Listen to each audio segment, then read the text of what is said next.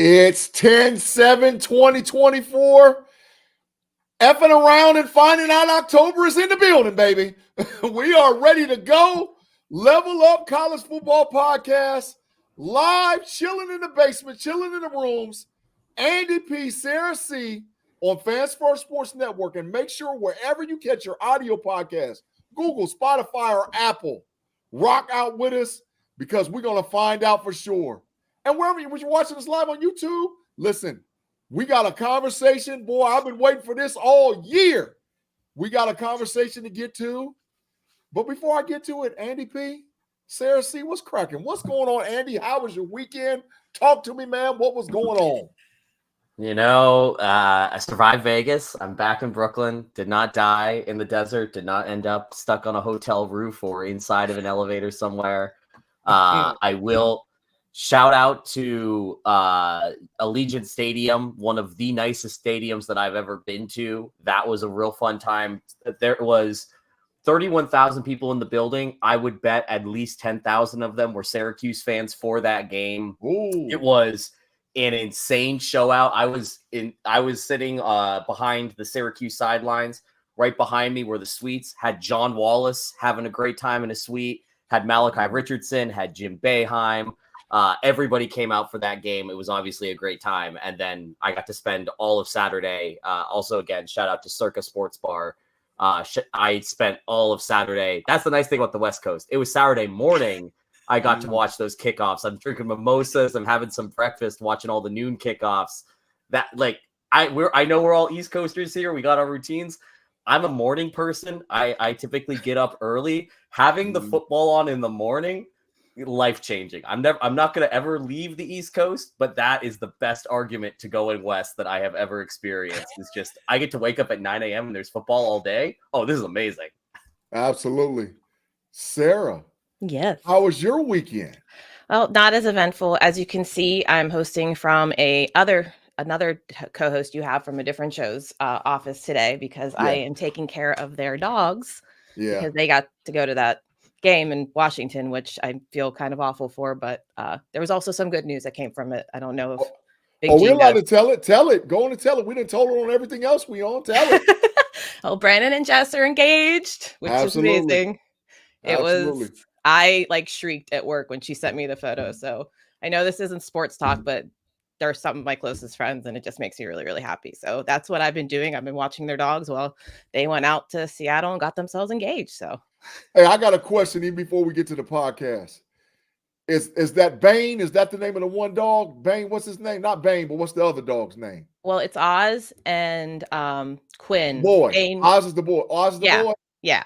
Has Oz drove you crazy yet? They're all driving me crazy. Oz is nutso, man. Something's wrong with Oz. Yeah. Oz is off. 3 dogs is a lot. Yeah. I was just making sure because that joker, boy, I was around here for about 24, 48 hours. He was killing me. He didn't care. But congratulations to Sarah and B Dirt. We've been saying across the podcast land. Congratulations to B Dirt and Sarah. Not Congratulations. Congratulations. You guys are engaged. Soon to be wed. Congratulations.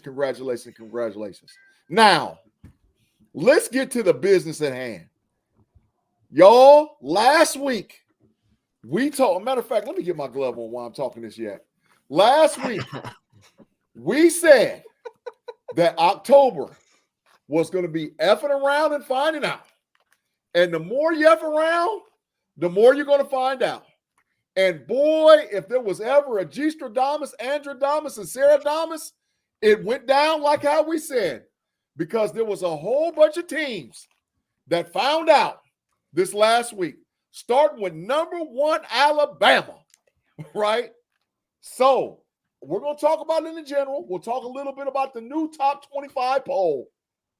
But I want to get the reaction from Andy and Sarah about who effed around and found out, quick, fast, and hurry, what October was talking about. Andy, I'm going to swing to you first, man, and go right there and start right there. I mean, I think one of the most interesting things here is that we're now at a point where there's only 4 undefeated teams in the top 4 or in the top 10, that have played six, because Miami is also undefeated, but they're the only ones that have played 6 games. Iowa State and BYU, Indiana, and Pittsburgh are all undefeated and still in the top 25.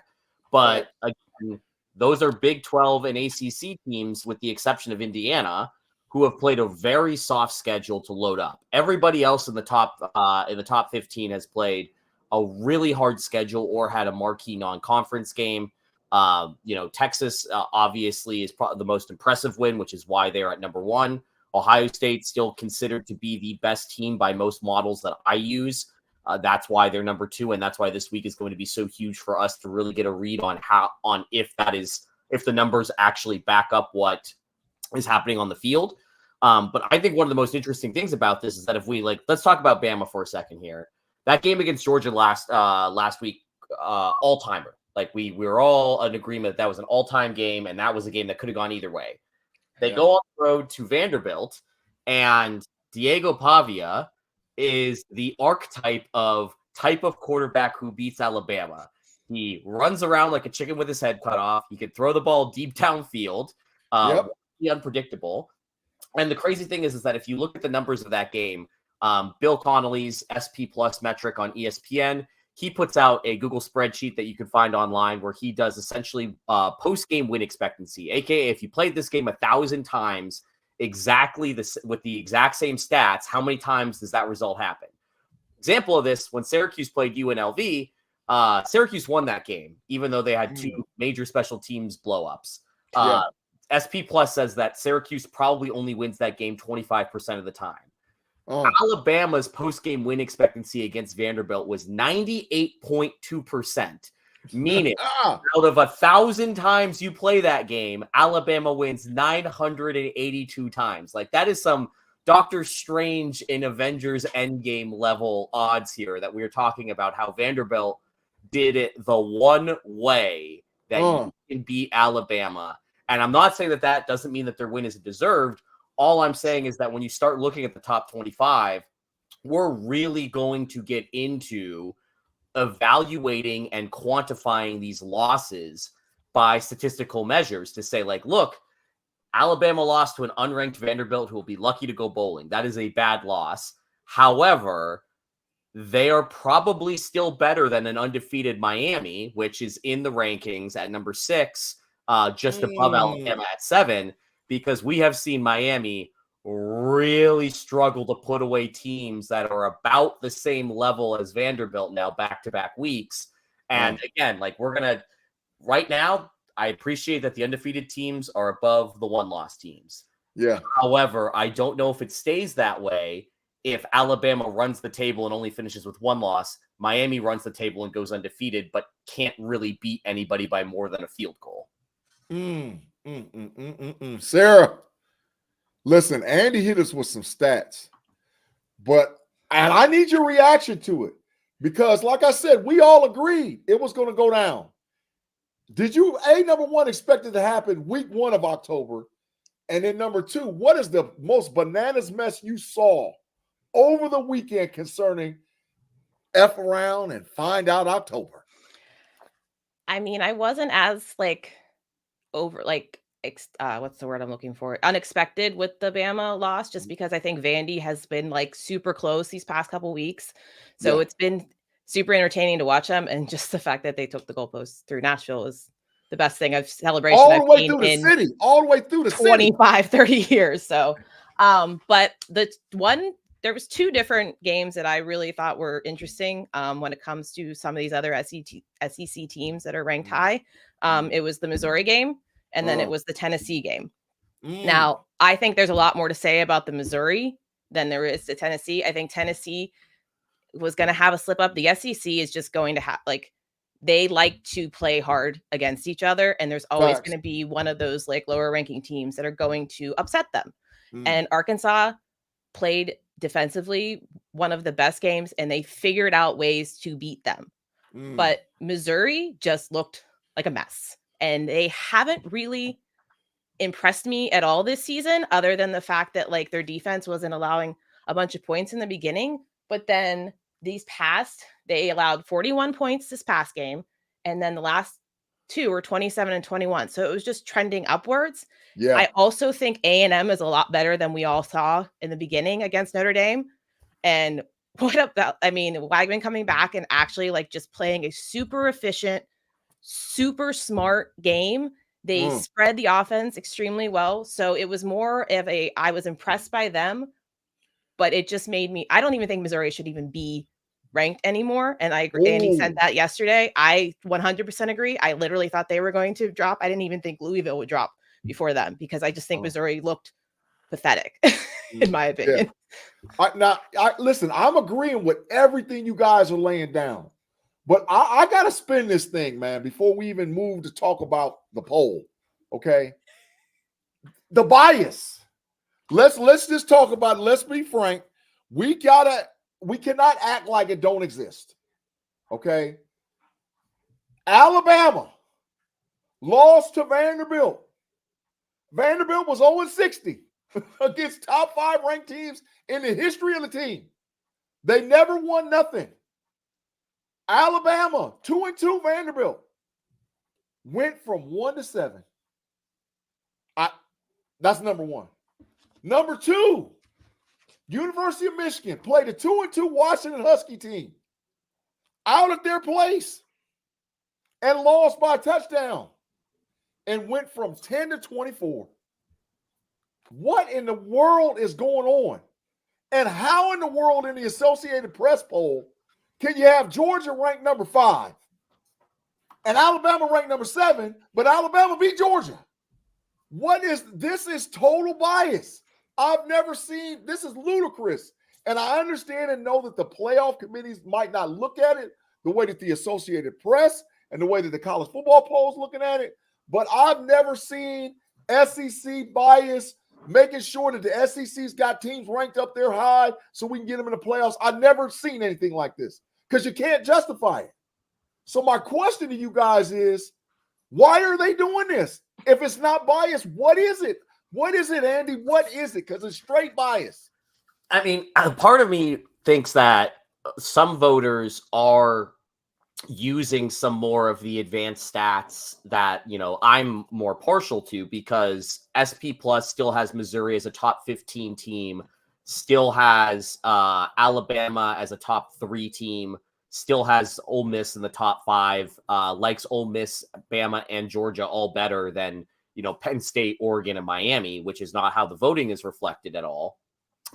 But these advanced numbers also have Michigan outside the top 25. They have Pitt outside of the top 25. They have BYU outside of the top 25 because they take into account who you've played and who you've beaten. And to be frank, they haven't beaten anybody nearly as impressive as some of the teams above them. And so I get into this situation where it really is kind of cherry picking certain programs that you recognize, certain helmet programs that you recognize a little bit more. And for me, I think what we've seen this continually happen is that it almost makes sense to schedule to avoid having a big week 1 or week 2 game because we overreact to those games so much more than anyone else. Like, for example, let's look at LSU, who's now up to number 13th. But their only loss was that season opener against USC, which obviously still doesn't look great. But LSU has really turned it around since then, and it feels like we are still evaluating LSU off of that first game of the season. Again, versus these other teams that are now losing midway through the season, and everybody seems to go, well, we're not going to drop them as far because we have more data points to kind of see them being not this bad version of the team. Which, again, as we move into this new consolidated era where conferences want conference games every single week to put on the NBCs or the Big Ten networks or the SEC networks, your non-conference games are going to get divvied up in different places. I just, my takeaway is continually, I just don't see the value in playing a big week 1 game anymore, because if you lose it, you get penalized so much more than losing an unranked conference game later in the season. I agree with it, man. I don't disagree at all. It's just madness to me. But Sarah, do you see the bias? You're new to the podcast, but you've been a college football fan for a minute. Do you see what me and Andy's talking about? Or are we just putting spin on this Because I'm looking at it, I'm like, there's no freaking way. Do you see the bias? Oh, I 100% see it. But it's interesting to see, though, that even when you compare, with the Big Ten and the SEC, those are the two that they always want to keep in there, and even the SEC more than anything. The one that I find interesting, though, with this bias, which is not an SEC team and not a Big Ten team, is Miami. Because Miami brings people and it makes people get excited, and that's what they want. Because the past 2 weeks, besides Cam Ward, that team has not looked great, and I can't even believe the fact that they're still ranked where they are. And FPI even has them in at least the top. I think they're 10 right now. So they're in that top tier with all of those other big, huge programs that have been much more powerful in the past 20 years, where Miami hasn't. But they know that they're going to bring the ratings and all that kind of stuff. And Cam Ward's name is huge already. So I think that the bias is even more that it's about these massive programs that they know have the fans and have the viewership more than anything. And I think that's why Miami's still up there. So listen, I'm going to leave the bias alone. I'm just going to make this statement, okay? I'm going to be real interested to see what they do with the loser of the Ohio State-Oregon game. What they do with the loser of the Texas-Oklahoma game. Because I'm telling you right now, if Texas drops below Bama, if they lose, that is the biggest bias I've ever seen in my life. And if Ohio State or Oregon loser drops below Georgia or drops below Bama, then you already know the fix is on. Because there's no way 2 versus 3 and I lose. Get out of here, man. But I digress. I'm going to leave it alone because we got to keep the show pushing. So even before we get to the game slate that we're going to talk about next week, you guys, I just want to hear about the excitement and the enormity of this week because it's Separation Saturday. All right, we got a slate that's out of this world. But I just don't talk about a game specifically. I just want to get your excitement and enthusiasm about Separation Saturday. Sarah, I'm going to start with you. And where are you at on the meter for Separation Saturday? It's pretty high, but I think that this is going to be the start of Separation October because the next 2 weeks there is at least 5-6 games that are going to be top that we're going to want to talk about. So I'm really interested to see. And then there's some of those softer teams that I'm kind of like, okay, this is it. Because if you don't win now and you win out, you're going to look so much better. But really, this was your only competition and you couldn't stand. So it's going to start getting more interesting. I think Oregon's going to be one of those teams that needs to really show up. But I do understand with the bias. But I also think that that's going to be, are you Big Ten worthy yet? Or are you not? Yeah, that's big facts. Well, go ahead. Keep going. Oh, yeah. And then the same thing with these new teams in the SEC. It's a rivalry game, so I think it's still going to be a great game. And I think that with Texas, especially because yours is actually coming back, this is kind of going to set the pace for the rest of their season, pretty much, I think. So if they can pull this off, I think that they have a really good chance of staying in that number 1 position. But it's going to get interesting, and I'm getting excited, but I've looked at even like the week after, and there's some really great games that I think could end up making some teams either look really great or fall off. Sarah, I'm with it 100%. Andy, this Separation Saturday weekend, we still got Georgia and Texas in October. We still got Alabama and Tennessee in October. We still got some separation to go. But at your excitement meter, where are you at this weekend, man? Where are you at? Yeah, I think that this is going to be the start of peak. I mean, this is the start of peak football season in general here. And it is it's exciting that we get to start with, Red River 3:30 this Saturday is kind of like the kickoff to what is going to be a really exciting Saturday that we've had circled for a while. Like, this has been a Saturday, week 7, that we've been talking about all preseason. You and I talked about this when the schedules started dropping. This was always going to be the hallmark of the regular season. And what I really appreciate about it is that we are pretty much at the midway point here. And I think that what's exciting about the season so far is that the last couple of years, by this point in time, we've had a pretty good idea of who the top 3 teams were going to be. And that was it. And this year, in the expanded playoff era, I could make a very credible statistical argument or eye test argument for at least 5 or 6 teams that could theoretically win the playoff right now, which is definitely more than we've had in the past. And I think that that is a net positive for a sport that gets dinged a lot of times for being so top heavy, with Ohio State being the best team in the North, Georgia, Alabama being the best team in the South. Maybe one other team tries to crash the party. It does feel like, and like, I know we have talked a lot about NIL and transfer portal ruining the sport. I think you're seeing NIL and transfer portal really divvy up the elite talent to a level where there are more than just 2 or 3 programs that legitimately can win the national title this year. Y'all out there killing them with facts. I'm loving it. Hey, listen, y'all. If you're watching this live on YouTube, we got to pay some bills. If you're listening to us on audio, wherever you get your audio podcasts, Google, Spotify, Apple, we got to take a break, pause for the cause, pay some bills. But we're going to be right back with part 2 of the conversation of the Level Up College Football Podcast on Fans First Sports Network. We'll be back in a second, y'all.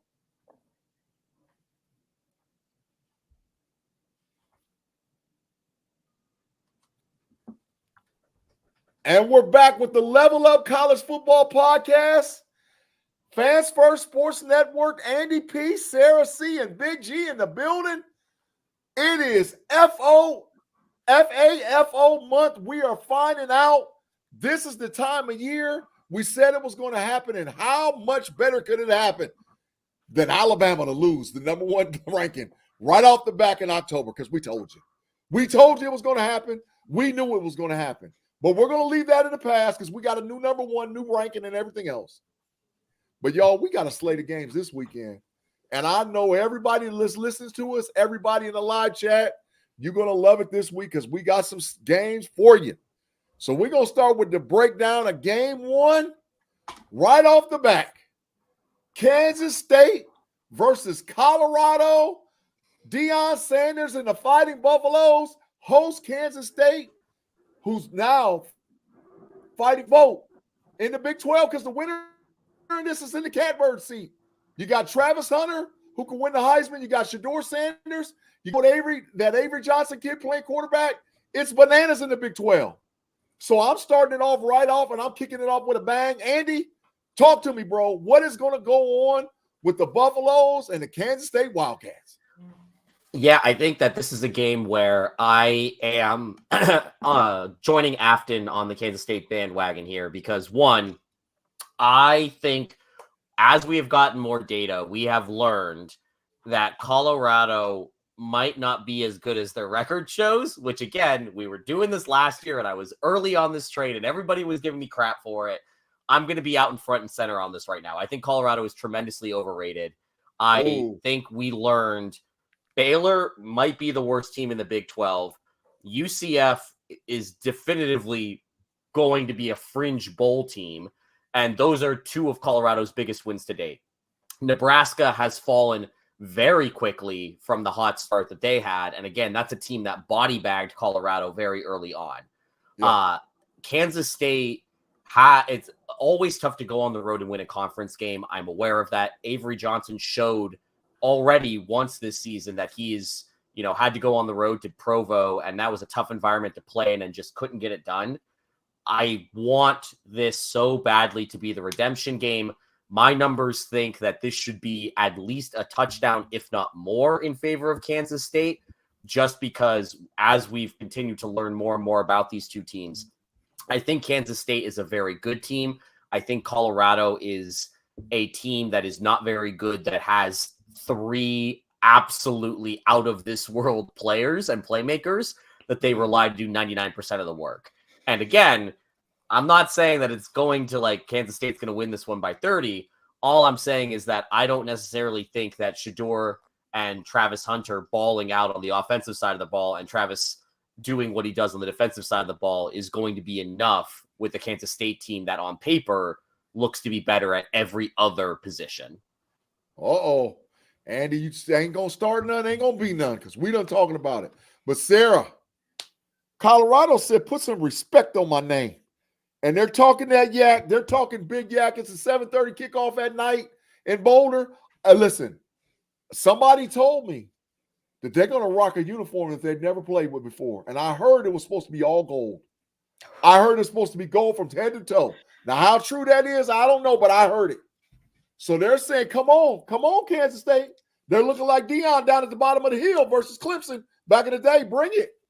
So who do you expect or what are you thinking about concerning this game, Sarah? So I'm looking at the facts of Kansas State too. And I'm just looking at what the strengths are on that side and then versus Colorado. And like Andy said, I mean, yeah, they have Shedeur, they have Travis Hunter.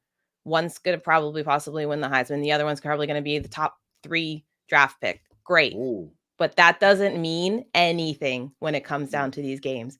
And Kansas State, though they have had some inconsistencies, but they are extremely young. But they have a massive rushing attack. And Colorado's not even the top 50 of rushing defenses. Like they let you just run all over them. And that's all they're going to have to do is just keep the ball in their hands. And they have a great quarterback who knows how to get out of the pocket and run. And they have a really, really good running back who's already at 600 yards. I mean, that looks low compared to, one of the best running backs I've ever seen. But I mean, that's extremely good against some of these Big 12 teams that usually, can try to stuff it because that's where they're usually the biggest strengths are. So I think Colorado is going to have a lot to prove. I don't think they have the strongest offensive line still. So I don't think it's going to be a blowout because I think that, like you said, they're going to be playing in Colorado, and I think that's going to affect some of their timing. Yeah. But if they can get that under control early, they're going to probably have over 50% of the possession within the first half. Ooh. So if that rushing attack can go and that Colorado can't stop them. I mean, look at what Vandy just did to Bama. They had 42 minutes of possession. You don't win that game. Yeah, that's facts. Absolutely. So listen, I'm going to swing it right back to you. What's your call for the game? What's the score and what's your call concerning the game? Because it sounds like both of you guys are on the side of Kansas State, but I just want to see what your call and what your score is for the game. So I probably would say I think it's going to be a little bit on the closer side because I still think that Shedeur is going to probably throw some really nice dimes, at least getting a couple touchdowns. So I would say probably not as high scoring, but I would say probably like 28-21, maybe 20 something in that realm. I just don't see they're going to be. He's going to get, if he gets any touchdowns, it's going to happen early or it's going to happen in garbage time, but it's not going to do enough. And I think that, like I said, if they can get in the red zone slowly, early, Kansas State's going to run. Got you. Andy P., what is the call, bro? What's the call? Yeah, I think that this game is going to end up being within a touchdown just because Kansas State's passing defense has continued to be average at best, and Colorado is not going to try to run the ball at all. We just know that at this point in time. So you don't really need to worry about what the rushing matchup is. So with that in mind, I do think that Kansas State is the better team. Give me the Wildcats winning this one 38-24. I think it ends up maybe trading blows early, and then later Kansas State just pulls away like Sarah mentioned. It seems like there's a very obvious and easy to execute path to win here for the Wildcats if they don't make mistakes. Oh, and see, that's the thing that scares me, man, because Kansas State has been turning the ball over, man. And they look pedestrian when they turn the ball over. And that's what scares me. And it's a night game, and it's for all the marbles, right? But my mind is telling me that Kansas State just has too many athletes at key positions, especially in the trenches. And their starting offensive line and their starting defensive line, they just have too many animals. And Colorado doesn't have an answer for that. But I'll tell you, though, the score of this game, I'm picking 38-31, Kansas State in overtime. Ooh. I'm saying they're going to overtime tied. They stall Colorado out, get the ball back, go down and score and win in Boulder, 38-31 in overtime. Going to be a great game this week in Colorado. Game number 2 on the slate. And Sarah, I'm starting with you. And this is for Mod and Chris, those guys over at Horns and Sons. My boy Proof, all them Longhorn boys. Guess what? We're going to F around and find out this week. Texas, Oklahoma, Red River Shootout in Dallas. Sarah, talk to me. What's going on with Texas and Oklahoma? I mean, I love the fact that it is a rivalry game, even though, you know, it's their first year in a new conference, but they went together. So it's going to be, you know, still have that hype and that excitement and everything like that. But I mean, Texas, they had an off week. So, and now they have yours. So it's going to be interesting how he starts. Hopefully he's fully healthy enough to get that ball slinging. Oklahoma, I didn't think really looked that great this past week. They pulled off a win, but it was kind of one of those tougher wins. And I mean, they were playing an SEC team who's going to fight, and they're going to fight hard. They're not bad. They're not top tier, but they allowed 482 yards and only possessed 291 yards of offense on their side.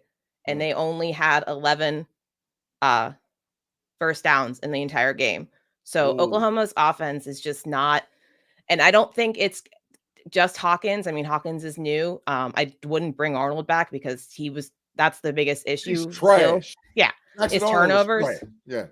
So, I mean, Texas is going to just need to win this game. They're going to need to prove that they are the number 1 team. I mean, they are considered, you know, in the top 5 of offensive efficiency, defensive efficiency. Their power index is number 1. I mean, everything on paper shows you that they're going to do it. And I think that this is going to be the start of them taking over a little bit.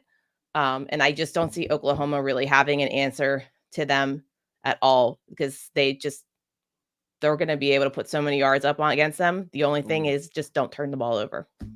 Facts.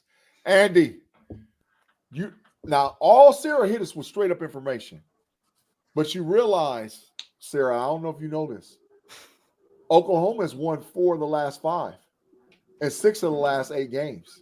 And stars are born in this Red River Shootout, especially for Oklahoma, including last year, Dallin Gabriel, who's now the quarterback at Oregon, killed Texas, who ended up being a college football playoff team in the Red River rivalry. So, Andy, talk to me with the numbers, but tell me, man, is this one of the games where you throw it all out the window? I mean, I would like to say this is a game where you throw all the numbers out the window. The problem is that the numbers that we have are wrong, because we are looking at a couple of different things. The first is that reporting out of today is saying that Quinn Ewers is expected to start this game, first game back. He's going to be fully healthy. Not that it really matters. Apparently, Arch Manning is going to be a great quarterback. Shocker there, but he's him. But between Quinn Ewers and Arch Manning, like that's Texas's biggest injury concern. Meanwhile, on the other side of the ball, Oklahoma is just absolutely banged up. Their big receiver, Nick Anderson, not only is he not expected to play this week, he's expected to be out for multiple weeks. The injury has not improved to that level. They're also looking at another 2 playmaker injuries for Oklahoma. They already had offensive line injuries. This is just not a situation where Oklahoma is coming into this game with their strongest squad, and they're coming into this game incredibly thin at the positions that you needed to have healthy in order to take advantage and potentially pull the upset. I just don't see an Oklahoma squad here that is deep enough. And no disrespect to them, I think there's maybe 2 programs that are deep enough to handle the number of injuries that Oklahoma has dealt with before you go into like what Sarah mentioned. The quarterback room right now at Oklahoma is an absolute mess, and it really is starting to look questionable that they let Dillon Gabriel walk out the door this offseason. Facts. All right, so Andy, what's your score? Who you like and who you got? I think Vegas has this one right on the money here. I think Texas is going to win this one big. I like the 2 touchdown number. I do think that because it's Red River, we're still going to see more scores happening. So give me Texas 35, Oklahoma 21, right at that 14-point number, and both teams get on the board plenty of times. Wow. Sarah, who you like and what's your score for this game? Weirdly, I was super close to what Andy guessed. And I just think that Texas is going to put up some really great numbers. And like you said, I still think you're going to see Oklahoma score because they are at home and they have that great fan base and everything like that. I went with 38-21 Texas. Oh, so I agree with both of you guys. I just think based on the injury report, based on what's going on with the quarterback position, there's no way that Texas shouldn't beat these boys by at least 4 points. But I know Red River. And I know there's always a fumble. There's always a punt. There's always a block punt. There's always an interception. There's always something that happens that costs everything. So I'm going with Texas, but I think it's going to be closer than what most people think. Give me Texas 34, Oklahoma 24. They pull away in the fourth quarter just based on talent and talent alone. That's my call for the game. And for all y'all out there to say I hate on the Longhorns, nah. But you got a game in 2 weeks, so we'll see. One last game before we get to the last break. Penn State, who's now ranked in the top 5, number 4 in the country, goes to USC, who's pissed because they lost to Minnesota. PJ flicked them, and they lost. They host Penn State in California. Andy, what's up with it, dog? Talk to me. Is this where Penn State is up out of there? Yeah, I'm having some hard times with Penn State right now because I do think that defense is legitimate. Like, I think the Big Ten has some of the best defenses in the country this season, and I love watching disruptive edge players. Shocker as a Steelers fan. And Penn State has some of the best in the country. The issue that I have with Penn State is that this offense is doing its best to make Drew Aller look good, but it's still not a explosive offense. I still don't understand what they're doing with their running back splits, where you've got multiple players getting multiple carries. Abdul Carter and Singleton are not playing in any way that seems consistent or strategic to me. The offense is essentially built around their tight end play, which is not the worst thing in the world, but as we've seen at all levels of football, that can only carry you so far. You need to have an explosive playmaker at one of the wide receiver positions. I don't think USC is the team to stop Penn State, but so far, like, they played a UCLA team that I don't think is very good, and UCLA was never really out of the game the whole way. So this is a game where it's the definition of a trap game if it wasn't the USC Trojan helmet. But because it's the USC helmet, because all eyes are going to be on them, I don't necessarily think that Penn State is going to fall into the trap of not being up for this game.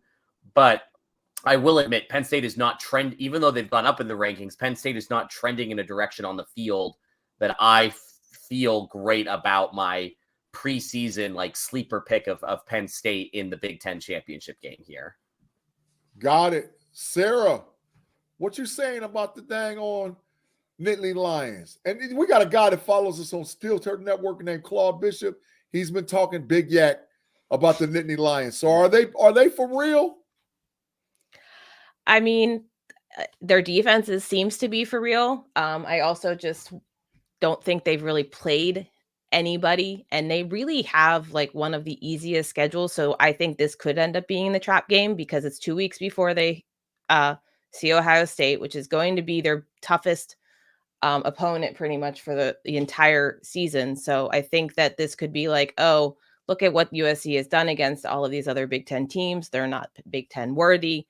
But I agree with Andy a lot. That offense just looks barely one-dimensional. I mean, Aller seems to be able to throw the ball, but yeah, your tight end shouldn't be your number one receiver. As much as I love tight ends, I've always been. I mean, Heath Miller is still to this day my favorite Steeler. because he was the epitome of one of the best tight ends, in my opinion. But I just don't think that that's what you need, especially in these Big Ten opponents, is have your tight end be the receivers. Look at what everyone else is doing right now. I think that defense, though, is going to give USC enough problems, because USC, I think, is just defeated right now. I mean, they're already 1-2 in the conference, and they don't really have any chance to get back into it. The only thing that I think that could really, really help them is being at home and having those fans and having the media, because sometimes they thrive on that, and all the stars that you know are USC fans. But it's going to be interesting. Like he said, like Penn State, I would like to see them have a decent offensive game. They really just haven't, and they are making Drew Aller look very serviceable. Oh, I got it. I don't disagree with either one of you guys, but there's something about when an East Coast team travels west that it just does something to you. And I don't know if Penn State is going to be able to travel. Hey, look at Andy talking about, heck yeah. I don't know if they can be able to travel. So I think that home cooking is going to do a thing. So I'm picking the upset. USC beats Penn State 31-24 out there in the Coliseum. That's my pick. That's my call. Andy, what's your call? No, I mean, BG, I think you made a great point here. Like, I saw it with the Syracuse team. These West Coast road trips are hard on kids, and Penn State is probably going to do the same thing that Syracuse did, where they fly out on Wednesday. So you're out there for longer than you would be on a normal road trip. You're stuck in a hotel. You can't really do anything. It really comes down to the team culture and the team vibe to be incredibly strong in order to perform well. I think Penn State wins this game. I think they win it 27-20 here. But I think that next week, when you have to do the flight, because instead you still have to fly back, and probably doing the same thing Syracuse did, where they're flying out as soon as this game's done. That's a complete day that you just lose of training. Takes a lot to get reacclimated. I think next week I'm putting Penn State on upset alert. Oh, got it. Sarah, your call and your score for the game. I went with I think Penn State was going to pull it off. I don't think they're going to put up a lot of points, but I went with 24-21. But I kind of agree with Andy, because when I did look at that, because of the 2 weeks before Ohio State, next week could get interesting against Wisconsin for them. Oh, upset alert next week. They calling it right now. Penn State might be up out of here. Yeah. We'll see you this week. All right, y'all. We got to take one last pause for the cause. Quick commercial break. If you're listening to us live, we'll be right back wherever you get your audio podcast. If you're watching us on YouTube and on the Fans First Sports Network Facebook channel, because we got some folks in over there, we appreciate y'all rocking with us. We'll be right back with the Level Up College Football Podcast in just a quick second.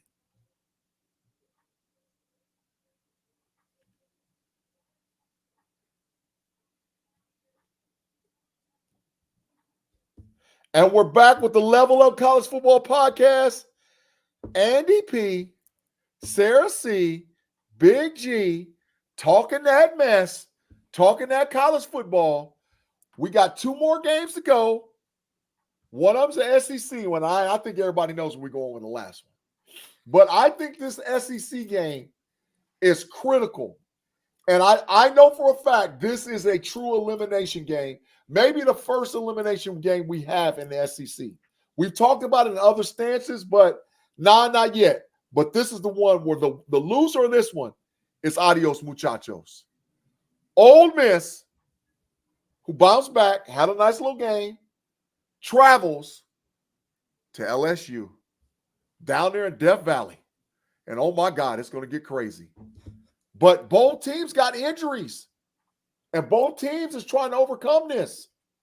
So, Sarah, who you like and what you got concerning LSU and Ole Miss?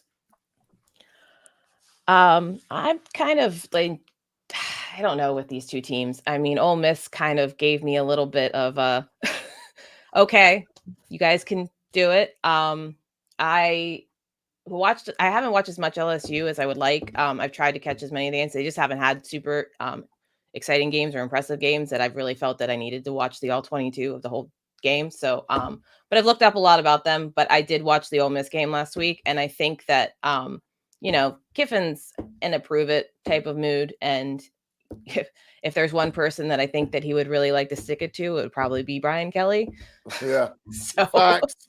Big facts. I think this is going to be, though, if LSU's offense can really put up some numbers. I mean, they have a really great offensive line, and they haven't really had let any pressure on their Newsimer. So I really think that that's going to be more of what this is. I think Ole Miss, though, if they can rely on Parrish and keep Jackson Dart turnover like at 0, I think that that's going to be what keeps it more. I mean, I saw that a lot of them going on the ground this past week. So I'm hoping that the defensive sides for everybody is going to be as good as we would like. But I would like to see more of these offenses up against each other, just because I think that that's where a lot of the talent still is right now, because they are a little bit healthier up there. But it's going to be kind of fun. I think Ole Miss is going to have a little bit of tough time down there in the Bayou.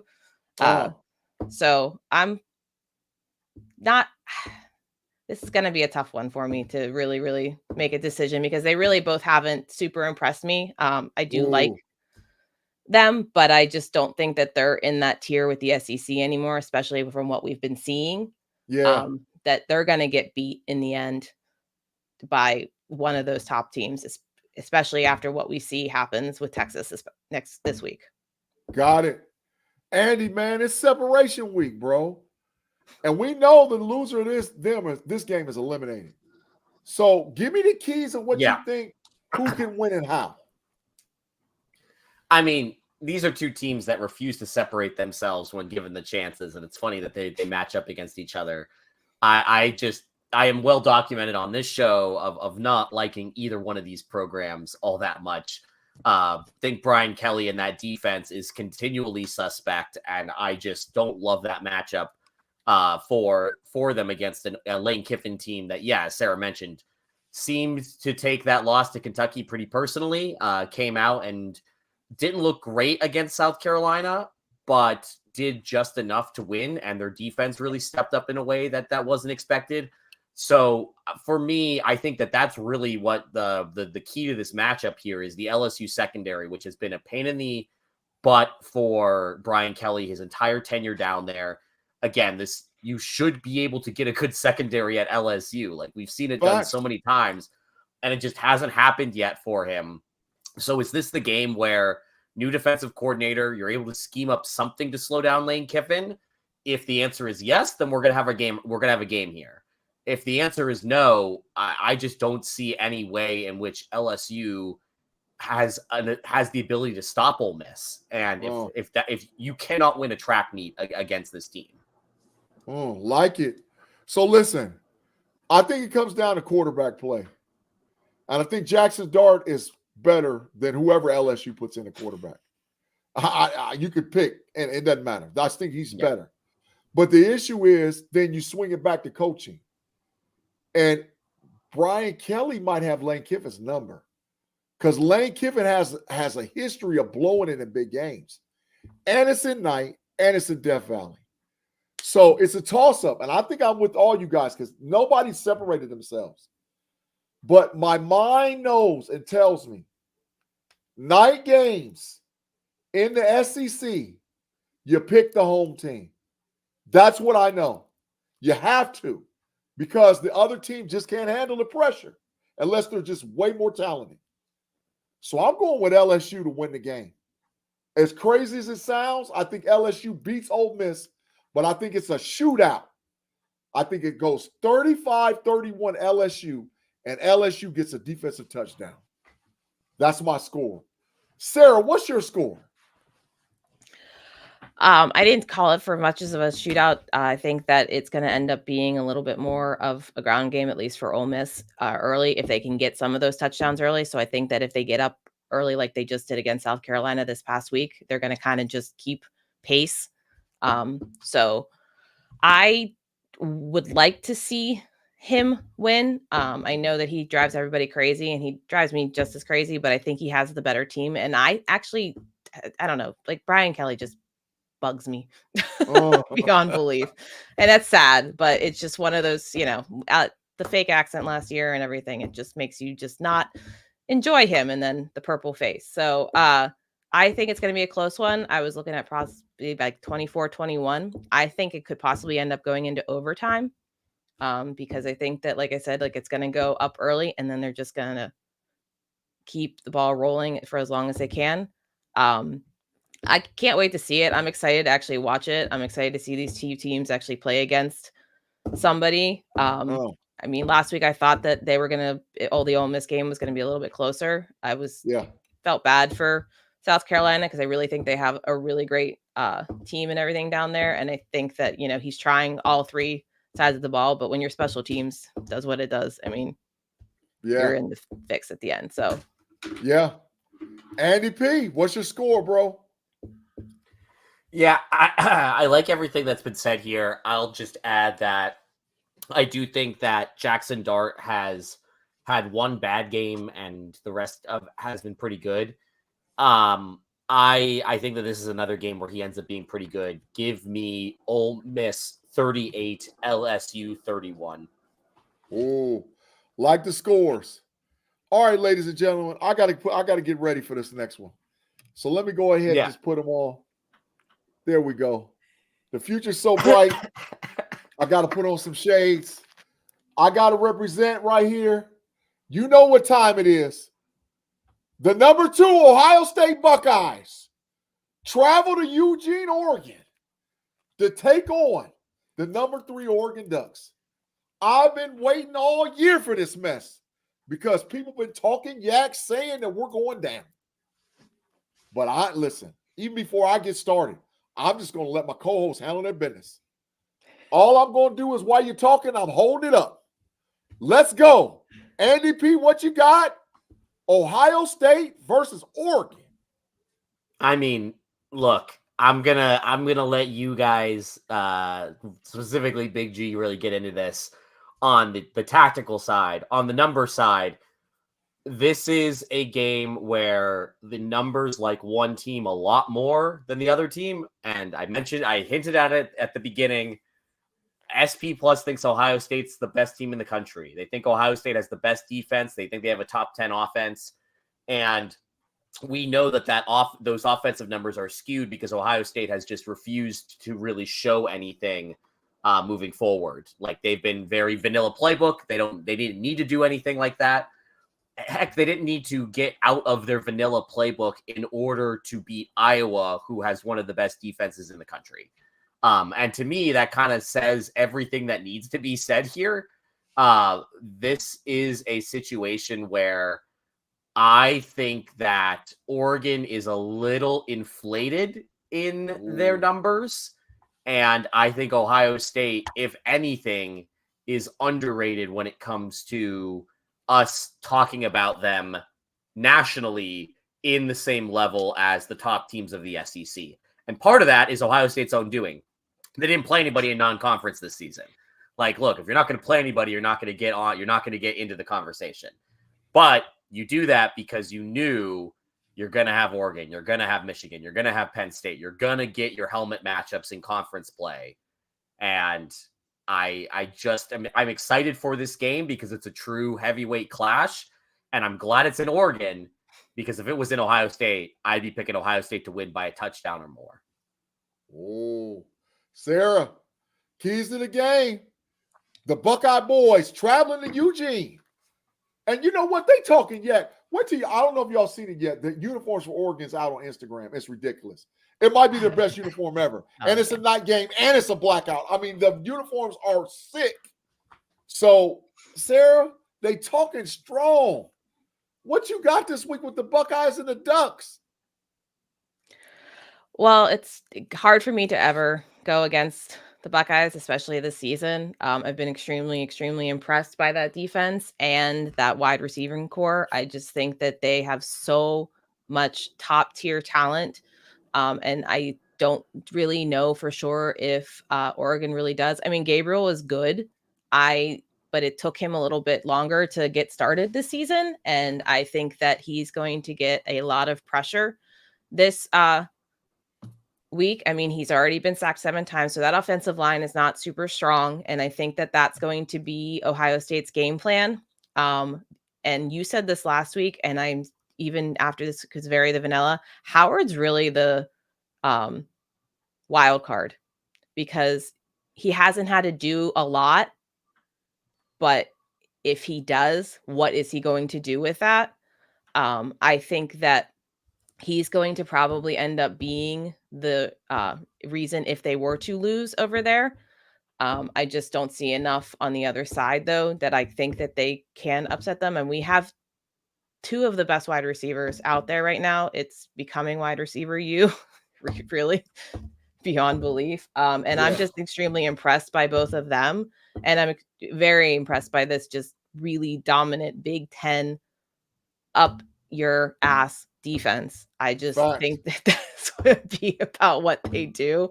And I think this is going to be a test for them. If they get on this wave of finally beating, a conference team, I think this is really going to put Ohio State in a lot of the conversations for actually being as good as they seem. And I think that it's going to get interesting to see if they pull off the win and then who ends up winning that rivalry game.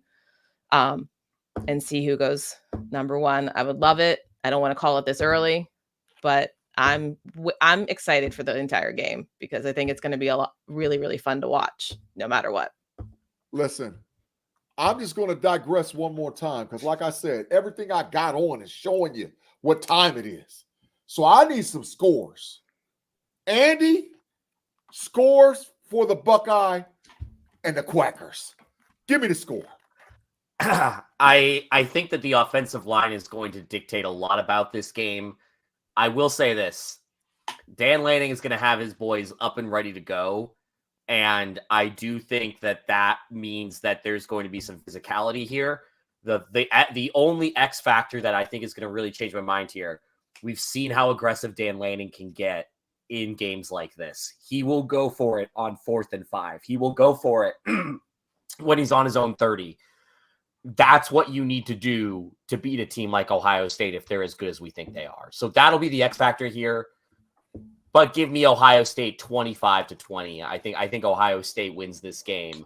They're the better team, and they've got the better ability to take advantage of Oregon's offensive line issues.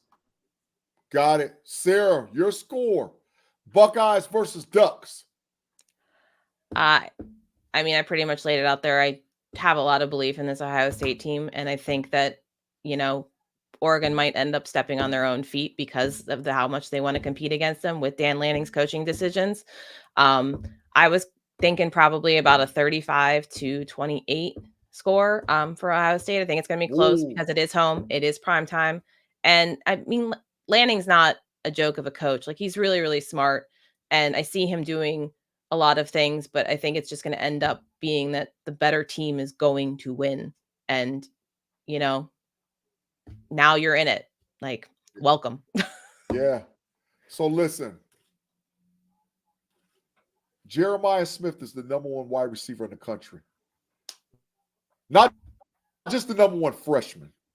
He's the number 1 wide receiver in the country. Emeka Buka is a 2-headed monster. Quinshon Judkins, and Travion Henderson, Oregon, how you going to stop it? And then you got X factors. Cardinal Tate, Brandon Ennis. There's playmakers running around everywhere. Howard, this is on you. But I think that the Buckeyes show really why the whole team decided to come back. Because right now on paper, they're the number 1 defense, but they're going to show it this week. Somebody on the Buckeyes, I don't know if it's Caleb Downs. I don't know if it's Denzel Burke. I don't know if it's Espinosa. I don't know if it's Hancock. I don't know if it's C.J. Hicks. I don't know if it's Sonny Styles. Somebody's getting a defensive touchdown. A ball's going to get tipped. It's going up in the air. They're snatching that bad baby and going in the house. And Jack Sawyer and JTT are going to combine for 3+ sacks on Gabriel. And they're going to show him what Big Ten defense is really about. Give me the Buckeyes to win big. 38-21 in Eugene. And let's go Bucks. because we're about to punish these boys and show them that we are truly the number one team in the country. Numero uno. All right, y'all. We got to get the final thoughts. Wrapping it up. You know how we do on Level Up. You pick a little sneaky game, you give your final thoughts, and we get up out of here. Andy, I'm going to go to you first. Final thoughts on the Level Up podcast this week, bro.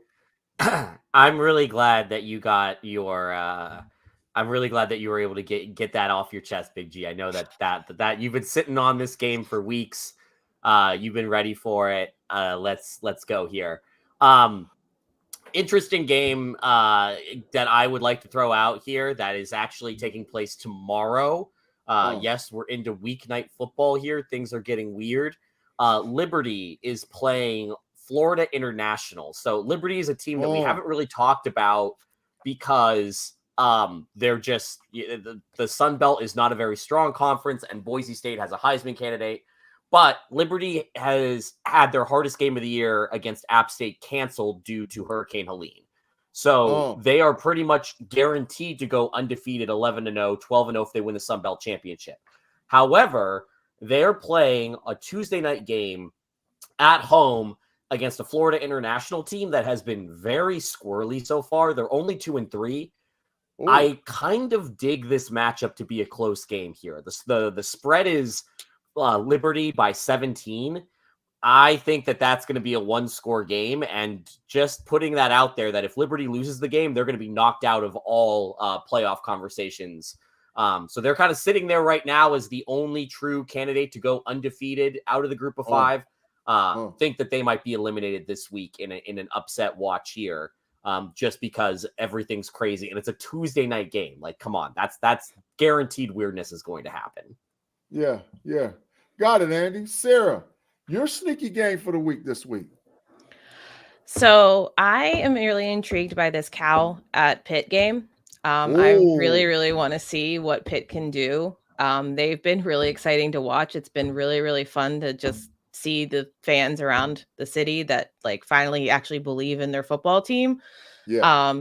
I mean, I didn't grow up being a fan. My grandfather was a huge Penn State fan, weirdly. I ended up though becoming an Ohio State fan, but Pitt was always just like, hey, that's that local team. They do some well. They had some really great NFL players, but after this game with Cal in Miami last week, and just Pitt is pulling off wins, but are they going to keep that going? And they have Clemson in, I think, 3 weeks. And I want to see if they can stay undefeated until then, because that's really going to make that ACC race very, very tight. And I think it's going to be to a 3 to 4 team race based off of how that goes. So I'm just really excited to see what Pitt can keep doing. And I think Cal's going to be a good test for them, especially how much of a fight Cal gave Miami just this past week. And it was a lot to see. So I'm excited to see what they can do to Pitt and if Pitt can pull it off, because then it makes their rest of their season a lot more interesting and a lot more fun for the city. Man. So listen, this game might, because in the past, it might have been the game of the week. But something's happened down there in old Gainesville, Florida. Something's done happened. They righted the ship. They're 3-2. Andy, we thought they was going to win one game all year. They're 3-2. The coach has done fired himself up. And there's something wrong with Tennessee. I don't know if it's Nico. I'm hearing that they got massive injuries, including Squirrel's going to be out this week. And their other top dog wide receiver, I heard he broke his wrist. So now, all these weapons and going fast and playing outside the hash marks is out of the window. And you got to play them Gator boys, right? Who has got to come together as a team, because what's going to happen concerning the hurricane. So they traveled early. I know right now that they're in Tennessee. They're in Knoxville. They left early. They left because the hurricane's coming. So they're going to practice all week in Tennessee, right? And so now they've got to be ultra focused, out of the way. And do they invade Knoxville like a hurricane? The Gator boys could mess around and be our next FAFO squad to let Tennessee know what time it is. So that's what all I'm saying as far as the game to watch this week. Pay attention to the Florida Gators versus the Tennessee Volunteers. All right, y'all. Thank you guys for rocking with us on the Fans First Sports Network Level Up College Football Podcast. Make sure you listen to us on the Rewind, wherever you get your podcast, Apple, Spotify, Google Podcasts. And if you like us on YouTube, share with a friend who shares with a friend. We are working diligently to grow the Fans First Sports Network college football aspect. So we appreciate everybody that rocks with us, everybody that's with us. We thank you. We'll check you guys next week on another edition on the F Around and Find Out October of the Level Up College Football Podcast.